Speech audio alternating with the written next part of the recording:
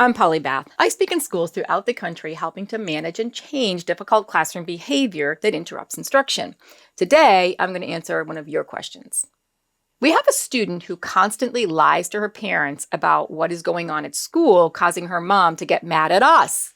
How do we navigate this?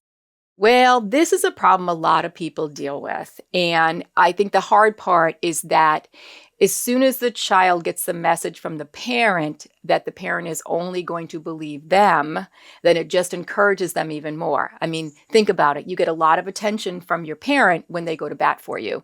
So when someone goes into mama bear mode, kids get really reinforced by that. So that makes it hard for the kiddo. So don't blame the kiddo for that one. However, you can't blame mom either because she may not even realize that she's doing it.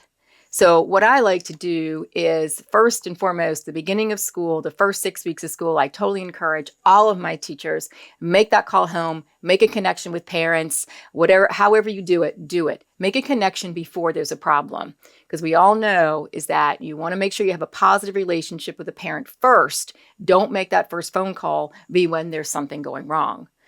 And when you do get into the situation, validate it. One of the best things we can do is validate for mom. Yep, I totally understand how you feel. Yes, that would be upsetting. And even if you don't believe it, you've got to validate that, because when you validate things for people, it kind of blows the wind out of their sails a little bit. And then I might be able to start getting some inroads.